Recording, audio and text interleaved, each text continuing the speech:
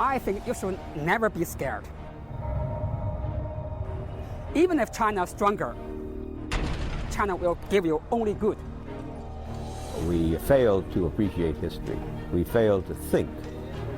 And it's cost us fiercely in that today the United States is in deep decline. The problem with GM is not caused by Toyota or Hyundai Kia. The problem with General Motors is being caused by what? General Motors and the UAW. We're not very competitive. We've been spending too much money on making ultimately worthless stuff. You are making weapons, you are making tanks to kill people, okay? China is actually making cups, kettles. 所以这是最近这10几年以来形成新的经济危机的根本原因，这和过去的那个经济危机完全不一样。现在经济危机了，大家都丢掉工作了，这个时候大家开始注意这个问题了。Different.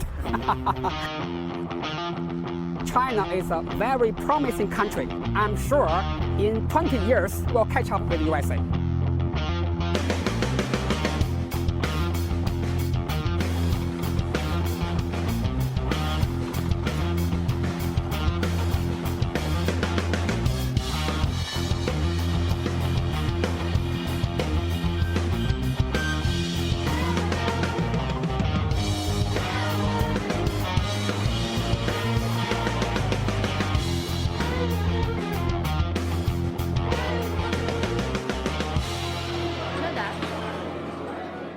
The world hegemon has historically always been the world's most powerful economic nation.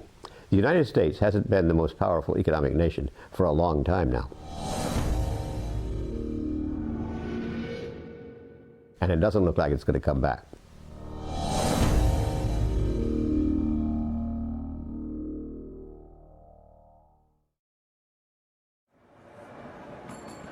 The decline of the United States as the world hegemon is a necessary condition in order for China to take over that role.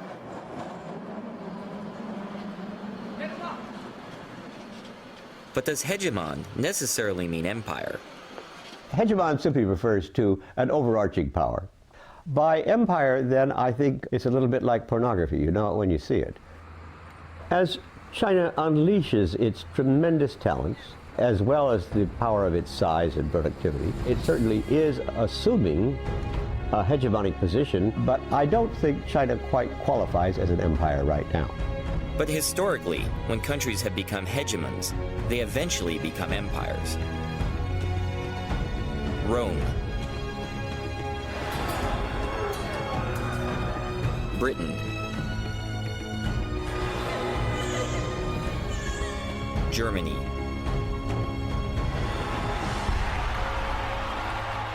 Japan, Russia, and let's not forget the United States.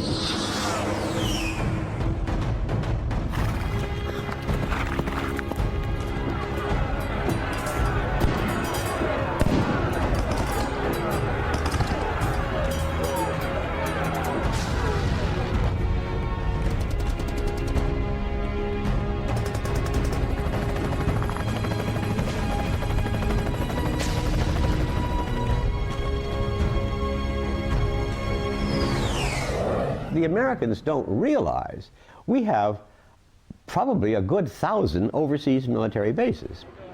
China doesn't yet have this military capability. But what happens when it becomes the world's #1 economy? Will hegemony lead it to become the world's next empire? Or does it provide a much-needed balance to American militarism? Should we be afraid?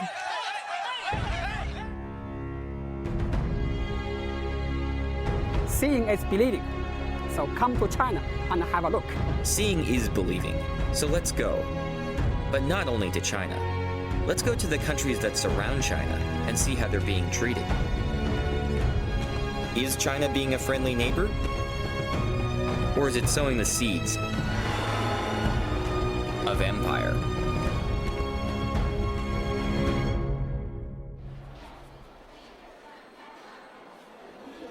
China already uses its neighbors to play big country politics. Busan, South Korea. One of the world's major shipping ports, and evidence of the successful industrialization of South Korea, whose living standards now rival those of the United States. The US considers South Korea a key ally in East Asia, and it hopes that China will help to resolve the growing nuclear threat posed by neighboring North Korea.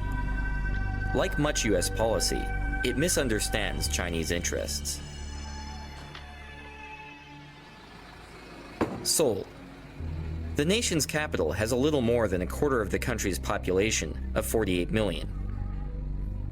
It sits precariously at 50 kilometers from the demilitarized zone, separating the two sides, in range of the North's artillery. Threat of Seoul's all-out destruction in the event of further conflict has helped maintain this status quo for 5 decades.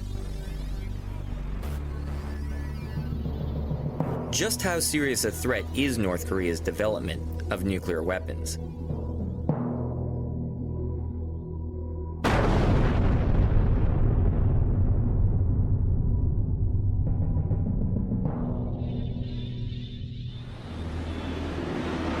In order for a country to become a full-fledged nuclear weapons state, the country should satisfy 4 conditions.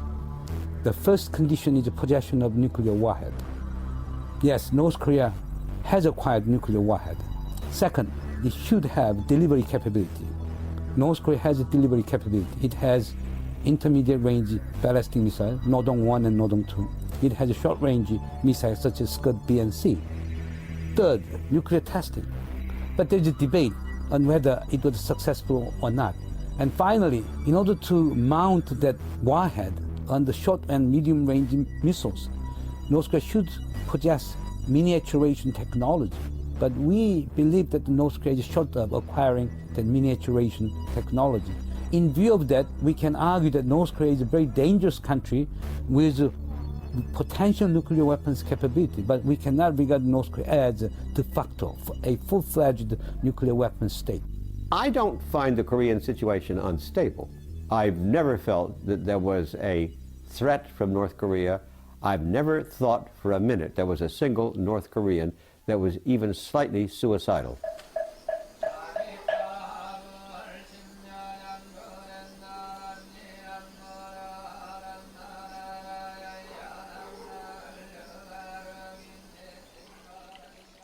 Suicidal or not, a nuclear North shifts the balance of power in Asia.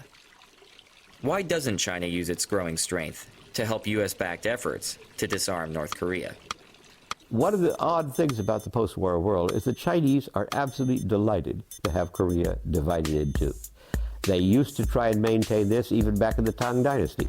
Korea was often structurally divided into different kingdoms with different support from the Chinese because it led to structural weakness, inability to stand up to a Chinese domination. Their policy is to prevent war and prevent the unification of Korea. 那个北韩啊，是中国政府手中的一张重要的牌。我们都知道，mafia 的教父都会衣冠楚楚的，假装正人君子一样。那他需要出去扔炸弹，需要动刀子，需要开枪的时候用谁呀？他需要一个马仔。所以实际上，你看这些年来，北朝鲜扮演的就是这样一个角色。Initially, when let's say we go back to the January and February 2003, what the Bush administration wanted was, press China in such a way that China would impose sanctions on North Korea. China didn't want it. If you're going to work on Korean nuclear issues, you have to understand the Chinese context, and the fact that South Korea is rich is fine. But if Korea were unified and this rich, it would be the size of former West Germany. That's getting to be a little too big for Chinese comfort.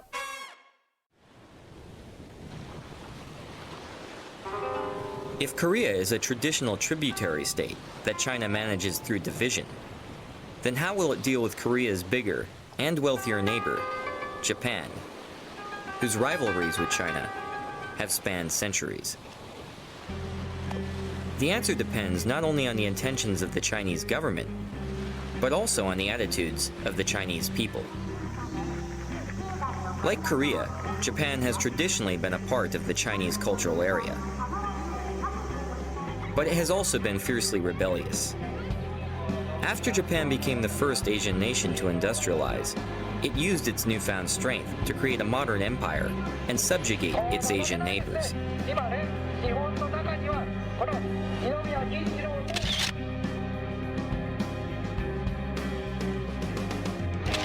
Committing heinous war crimes and killing approximately 30 million Chinese throughout Asia.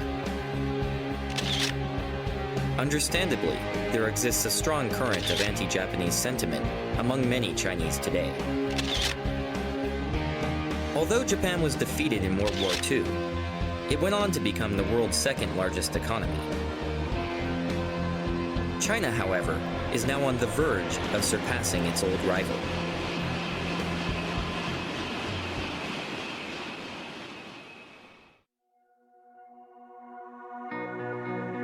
To many, both inside China and out, the 2008 Beijing Olympics were a symbol of China's rebirth as Asia's preeminent power. As part of the Beijing Olympic torch relay, the Chinese decided to bring the torch to Nagano, Japan, home of the 1998 Japanese Olympics, perhaps as a message to the world that the Middle Kingdom was about to eclipse the land of the rising sun. Along with this message came a tremendous display of nationalism in the form of thousands of young Chinese.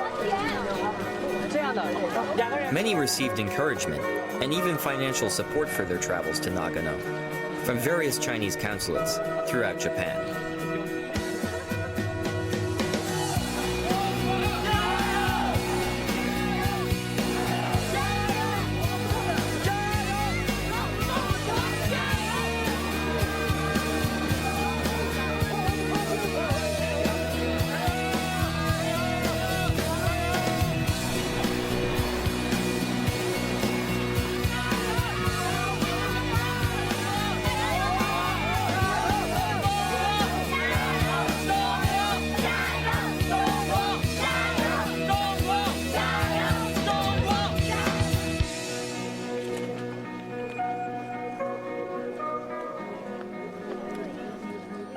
The Chinese government requested that the relay begin at Zenkoji Temple, the same starting point as that of Japan's 1998 Olympics.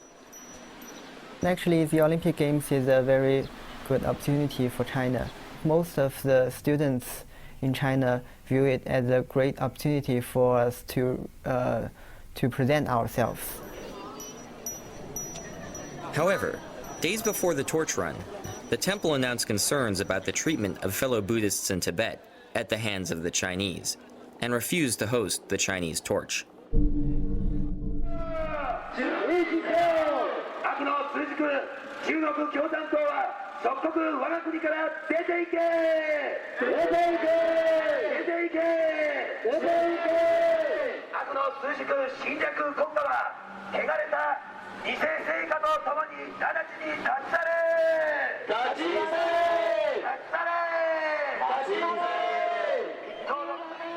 The event attracted a large number of loosely associated protesters who took the torch relay as an opportunity to voice grievances against China.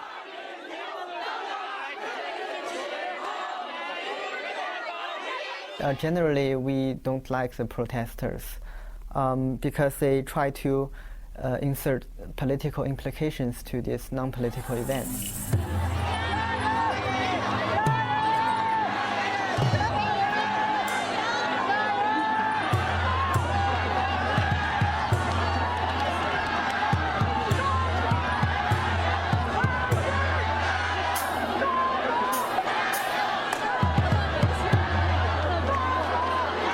Beyond being a window on Chinese nationalism, the Nagano torch relay provided a glimpse into the situation of some of China's various ethnic minorities, and begged the question, is China really the unified multi-ethnic nation that it portrays?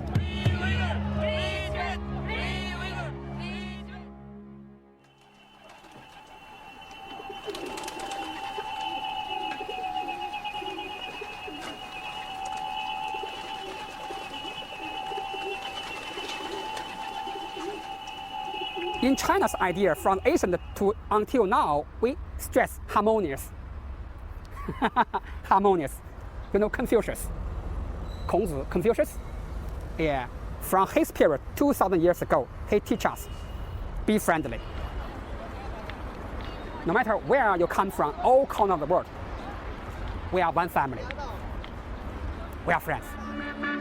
The Olympics provided an opportunity to see if the harmonious society was a reality or simply propaganda. We headed to Xinjiang, meaning new territory, to watch the Olympic torch relay in Kashgar.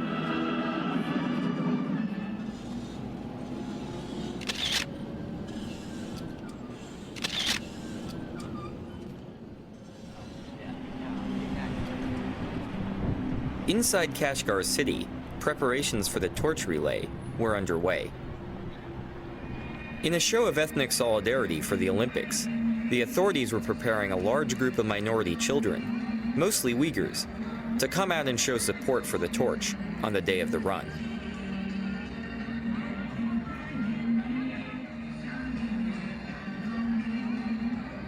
The event itself, however, was sealed off from the public.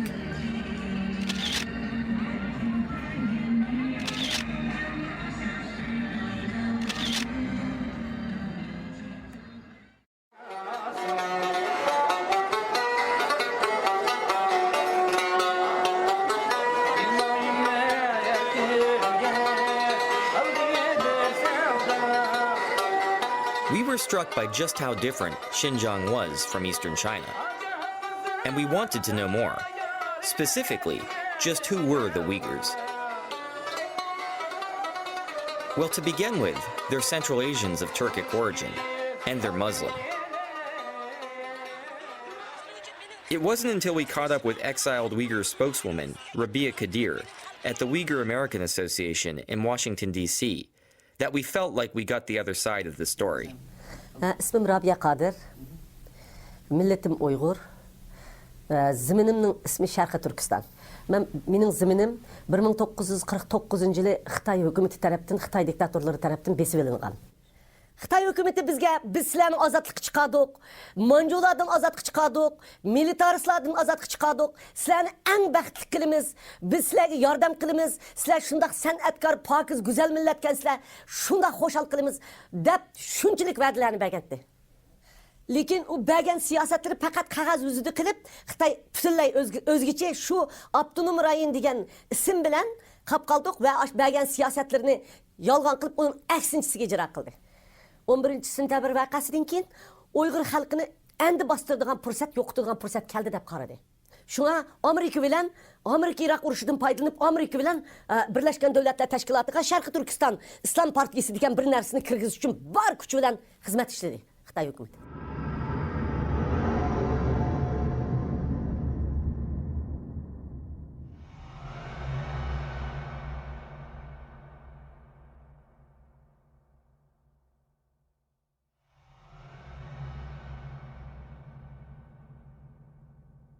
Bu maqsadını amalga oshirdi. 这个责任在布什政府，中国政府从来都有这样的企图，但是一般来说，西方国家是不会跟他在这方面合作。可是非常不幸的是，布什政府居然鼓励了中国政府，就是把新疆的这个反对派列为恐怖组织。我想这是非常不公平的。Biz faqat mushlarning yordamiga erishyapmiz. Lekin Xitoy bizni bularga terrorist ko'rsatyapti. Ularga bizni g'arbparast ko'rsatyapti.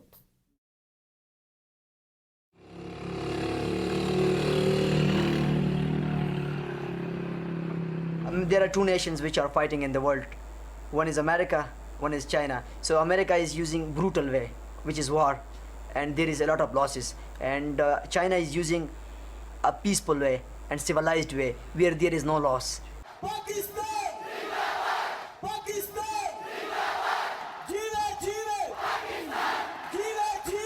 They don't interfere, okay, in other country. It is not like America. It is not like America who interfere in the entire world.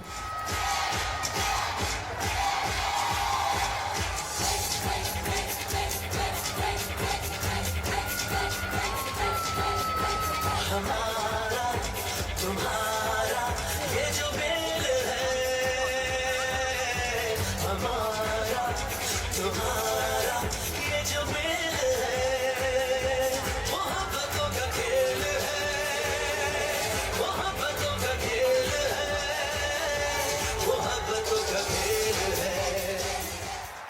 United States is one of the largest donors of foreign aid to Pakistan. But most of this money is spent on American-made arms and weapon systems. The Pakistani military justifies such spending as being necessary to defend against the imagined threat of its archenemy, India. American aid, therefore, does little to help actual Pakistanis.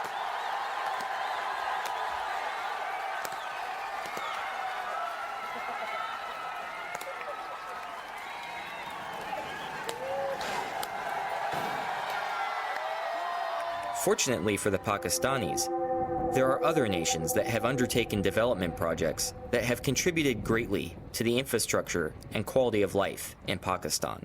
China has been our friend for the last 50 years. If Pakistan had any problem in the past, China came and it solved the problem of Pakistan. The Karakoram Highway is the highest international roadway in the world. It runs over 800 miles from Kashgar in western China to Islamabad, Pakistan. The KKH is a joint venture between China and Pakistan that provides a vital link between the two countries. A quiet graveyard just off the highway commemorates the 82 Chinese workers who lost their lives in Pakistan during the 20 years it took to complete the construction of the KKH. The Karakoram Highway would not exist today were it not for the funding, hard work, and sacrifice of the Chinese. Before the construction of KKH, the people of northern areas led a very poor life. After construction of KKH, we experienced different sort of changes, culturally, economically, socially, and politically even.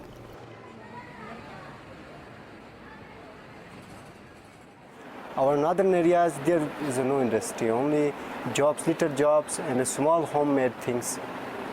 China is the only one of the country who provide the very cheap stuff for our people. We are 6 hours drive from our border to China, so easily we are going to. China is so near for us, so we want to business with China. In addition to inexpensive consumer goods, Chinese technology is also brought to Pakistan through the Karakoram. The Chinese technology is very cheap, so the local authorities and Pakistani government accept their bids and they allow them to establish their projects. There is an agreement between Chinese government and Pakistani government for widening the KKH, for laying the railway line as well as gas pipeline. So the local population is very happy. They will benefit it.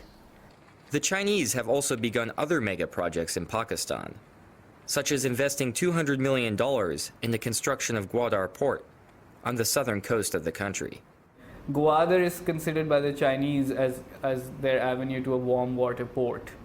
A port which is strategically close to where oil supplies go through, a port which gives them access to the Indian Ocean and the Arabian Sea, a port that they can use as a trade corridor. So there's the whole idea of linking Gwadar through Balochistan, onwards up through northern Pakistan, through the Karakoram Highway, going on through Xinjiang and onwards into Central Asia. While most of these plans have yet to become reality, they reflect the ongoing and serious interest of the Chinese in maintaining close ties with Pakistan.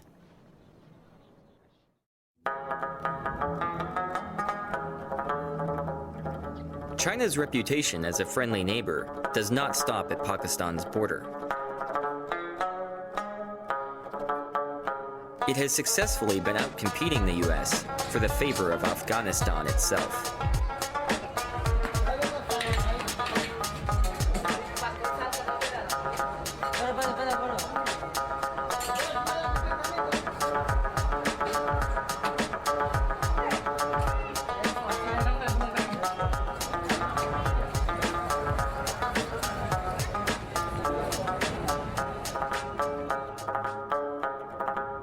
After nearly 30 years of war, abandoned artillery litter the landscape of Afghanistan like tombstones marking the graveyard of empires.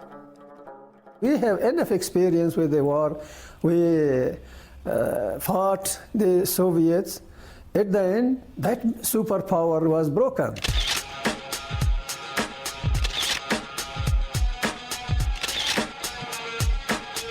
Despite billions being spent on so-called aid and development, the country has become increasingly dependent on opium production, with many blaming corruption and even NATO forces for the country's inability to move forward.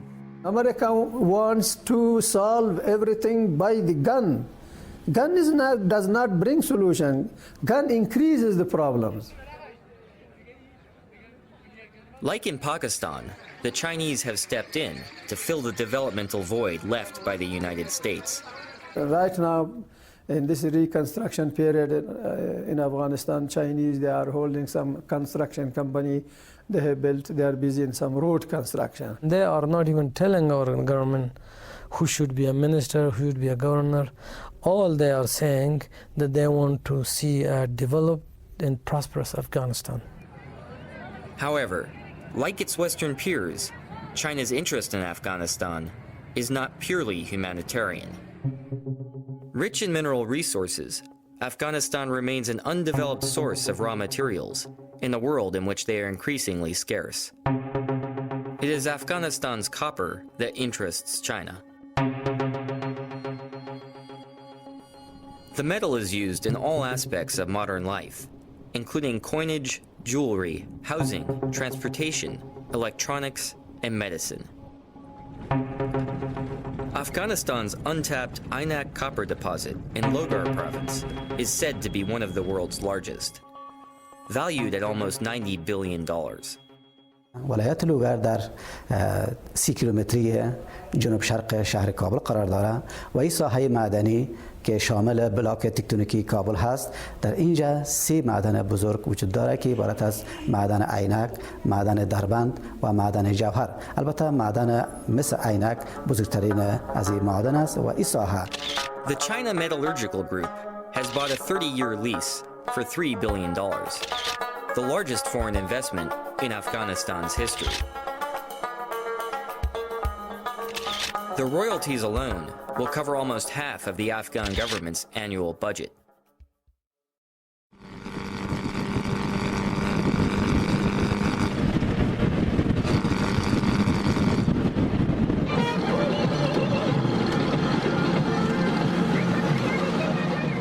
India, home of 1.2 billion people. In 20 years, it will have a bigger population than China. Its economy continues to grow year after year, and it's the world's largest democracy. Could India provide a cultural and strategic counterbalance to China?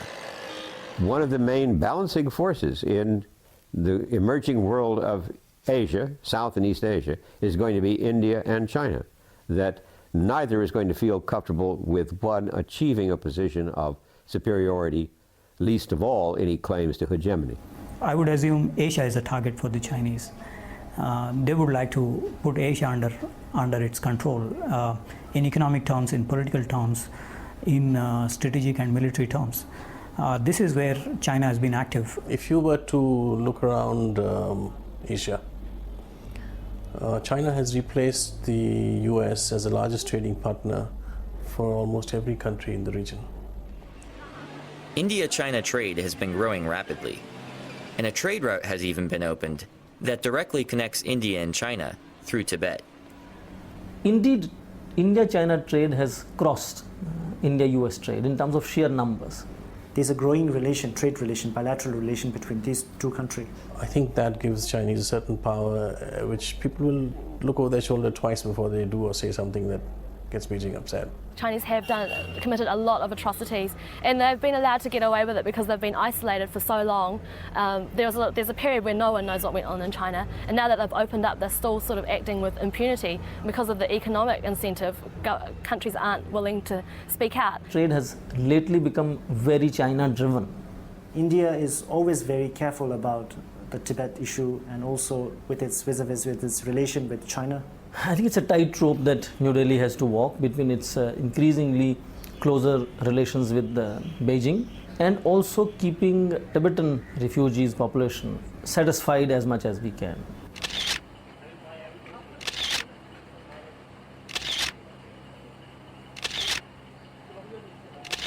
In March of 2008, there were protests across Tibet before the Chinese hosted the Olympics. Many Tibetans in India decided to show their support by marching towards Tibet.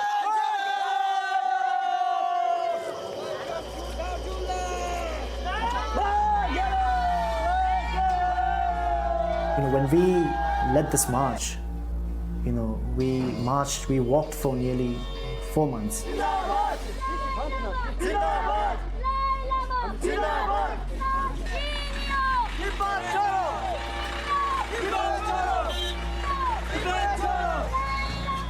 Indian central government, they have sent us an order saying that you can't move out of this district, Kangra district.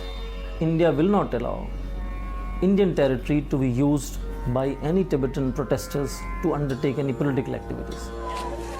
At Beijing's request, Delhi had its own police enforce the wishes of the Chinese government by cracking down on the protesters.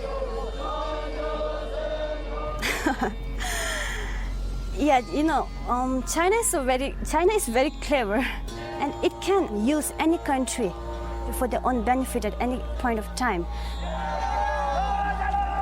So when we were reaching the district border, very early morning, the police stopped us. So from our side, because we were trained, what we did was we sat down on the road in the middle of the road, and we started praying.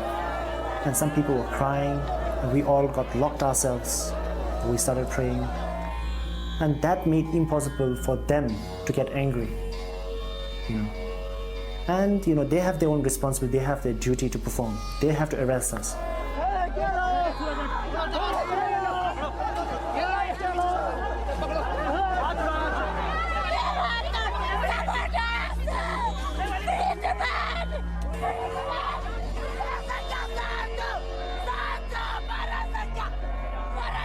I think perhaps I feel a bit of an affinity to the Tibetan people because my parents went, or at least my mother, I don't know about my father, went through the Cultural Revolution.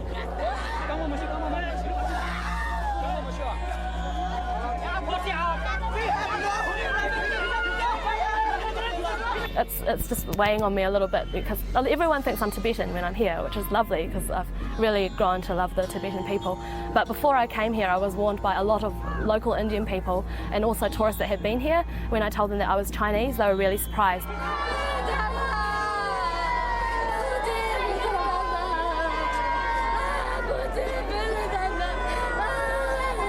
Some people were actually saying quite extreme things, like that people might think I was a spy from China, and that people would react negatively here. They would get angry with me, and if I'm not angry, then they would be staring at me and they'd make my stay here very uncomfortable.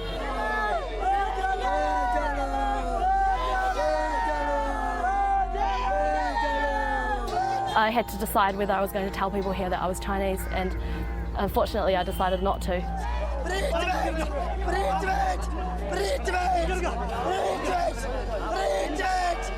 And I think that was a mistake because I think they would have accepted me fine. Like they've got friends in Tibet that are Chinese, and they're very open and welcoming of Chinese people because that's what the Dalai Lama teaches them, to show compassion to everyone, your enemies and your friends. India is not the only country where China tries to control Tibetans outside of its national borders. The T word is predominant vis-a-vis China's relations with Nepal. I think what the Tibetans are doing here, what the Americans are doing here vis-a-vis Tibet is of utmost concern to the Chinese. It's pretty clear that the Tibetan protests, the Chinese don't like it. They're extremely sensitive to this, and that sensitivity is very easily brought to bear on the Nepal government. For 10 years, a bloody civil war raged across Nepal as Maoist rebels took up arms against the king, and the Maoists gained popular support. After the king was forced out of power in 2008, the Maoists were elected to run the new government. The party's name is a clear tribute to China's chairman Mao. 实际上，他们不但是从意识形态上是毛泽东的那派别，而且他们一直在那个财政上和武器装备上都得到中国政府支持。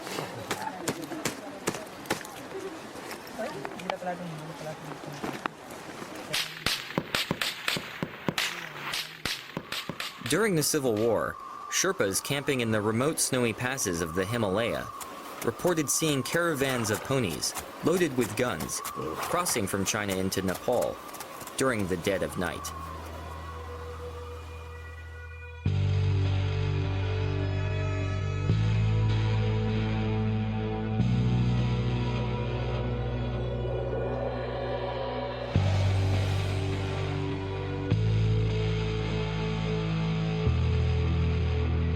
Maoists stormed the offices of the Nepali Times and physically assaulted Kunda Dixit and his staff in an attempt to silence the press.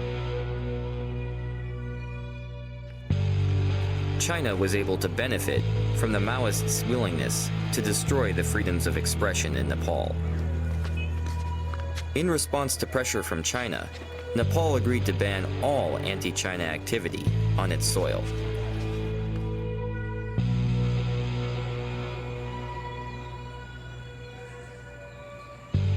China is bringing Nepal within its orbit. But what happens now? Once China controls a territory, what's in store for its future? Let's take a look at Hong Kong.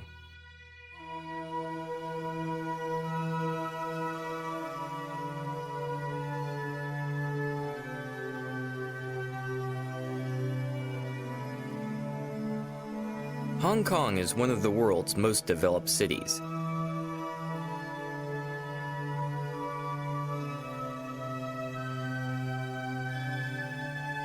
An icon of Asia. The Pearl of the East.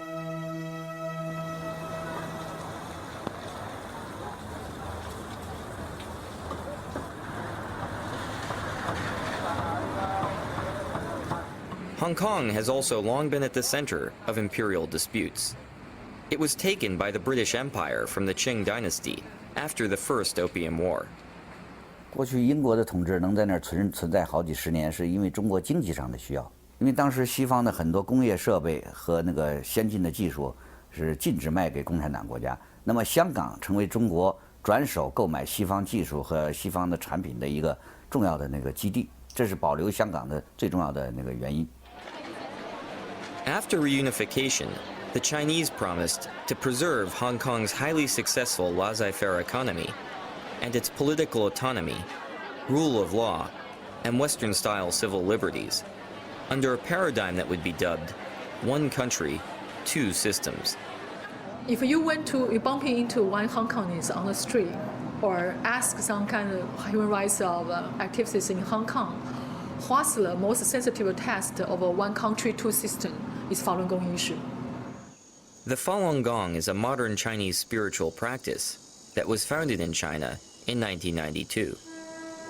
Our main principles are three words: truthfulness, compassion, tolerance. And we believe that's the principle that the entire universe operates under. Its explosive popularity scared the Chinese Communist Party. On the 20th of July, 1999, it was banned, and a brutal campaign of persecution began in the mainland.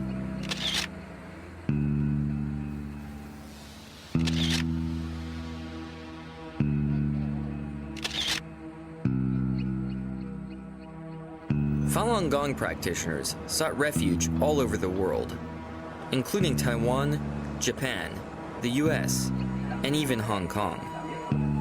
Compared to China, Hong Kong remained an island of tolerance for the Falun Gong. Even today, as busloads of tourists from the mainland come to visit Hong Kong and take in the view from Victoria Peak, Falun Gong practitioners are free, under Hong Kong's constitution, to peacefully demonstrate in support of their beliefs, including displays about human rights violations by the Chinese government. On the surface, it would appear that one country, two systems is working. Or is it? One of the issues raised when you introduce Hong Kong is whether or not the Chinese idea of one country, two systems is stable. I don't think so. Under Beijing's pressure, the Hong Kong government routinely violates its own constitution by refusing entry to Falun Gong practitioners who try to visit the territory. Every country have immigration control. They are entitled to refuse someone, no problem. But racial and religious discrimination cannot be a reason of refusing people to enter. So when we talk about one country, two systems, it's like, gradually really disappearing. Is one country, two systems starting to become one country, one system? 但是收回香港那个90年代的时候，香港在政治色彩并不浓，但是现在的香港的这个残存的民主，成为好像中国民主的一个导火索，一个重要的榜样，所以共产党现在需要消灭香港的民主。 Teresa Chiu herself was deported when she attempted to visit. Chinese leader Hu Jintao was visiting there. We have 1,000 Taiwan Falun Gong practitioners, from 6-year-old kid to 80-something aged old lady, were violently repatriated from Hong Kong to Taiwan. In detention room, we have no water, no refreshment, no place to rest. They use some kind of blanket, wrap me like this way, from here, until below the knees.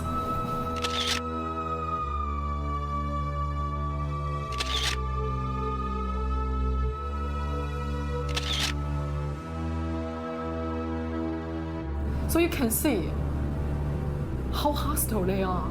It's not like a free society. It's not like a pearl of the East. Why? Because the black hand, the invisible hand behind Hong Kong Tsar government, the Chinese regime. 当中国进行经济改革，西方对中国开放那个出售技术和产品的时候啊，香港存在的意义就不大了，所以中国要收回香港。我想香港的民主可能在未来10年中会逐渐消失。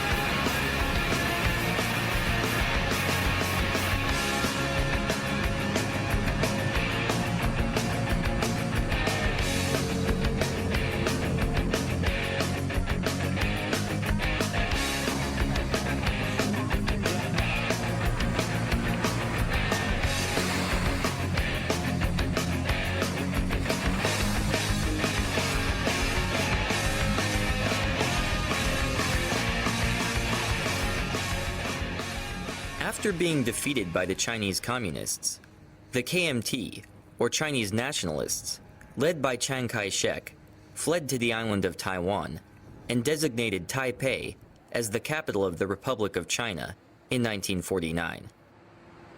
The KMT ruled the island under an oppressive authoritarian regime, but it was successful in creating rapid economic growth that has made Taiwan one of the most industrialized countries in the world. Eventually, the KMT's iron grip gave way to a democratic system in Taiwan, creating the first true ethnic Chinese democracy in world history. Could Taiwan be a model for the future of mainland China? If democracy exists and is established, more is strengthened in this region, I believe it will not just benefit the people in Taiwan, but also benefit surrounding countries, especially China. the youngsters on the mainland, they're gradually changing their worldview. They're not that inward-looking anymore. They can see by themselves what's going on in Taiwan, especially in Taiwan's democratic developments. 它是一个和中国大陆的人一样讲同样语言的、同样的种族的这么一个国家，那么它的民主化对中国老百姓来说是个非常大的刺激。In the long run, we can change the very nature of the Chinese communism, and hoping that someday that the mainland China can be converted into a free and a democratic society. We believe that China is moving to a right direction that develops the economy and improves the quality of life of everyone, and at the same time promote the democracy and equality.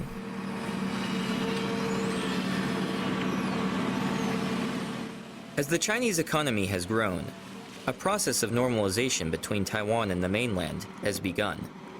I hope that the mainland and Taiwan could come together to work out a better system and also be more connected. Investment, trade, and political exchange have grown at a rapid pace. This is a very critical moment for us to develop a healthy and better relations with Chinese mainland. But is this ultimately good for Taiwan? Or does economic integration with China pose a threat to Taiwanese democracy? 共产党使用了很多，除了武力的压力以外，还使用了这个金钱的引诱，引诱台湾的商人到大陆去，给他们特殊优惠的政策做生意，让他们赚大钱，回过来头来再来影响台湾的政府。我想这种形式呢，对台湾的民主政权是个巨大的考验。怎样保持自己的民主政权不被共产党吃掉？ They try to create this image that, at least symbolically, that they are a peaceful country, they are rising peacefully, and they wish to deliver this sense of sincere to the world that we are rising economically and politically, but in a way that world stability will be maintained. We need to accept that China become really a big power in the world, but the problem is that what kind of China we want in the future, in the 21st century. Some people are talking about that China may replace the United States in the future. But if this China is an authoritarian China, I don't think it's really a very good thing for the world, for the humanity. Being a big country, being a big, strong country, United States of America should mount pressure on the Chinese government. If the West really wanted to speak up, it would, but it chooses not to because our products come from China. We rely on China's economy. We never ask ourselves, what do we do, however, if they get really so rich that they're richer than we are, and that we are making ourselves utterly dependent upon them. The world is relying on China a lot at the moment, and it's too afraid to really speak up for Tibet or for any of the other issues. I believe that the international community should continue to talk about the human rights problem, the democracy in China. If not, I believe we are just helping to create a new empire, and I believe it's not good really for the 21st century.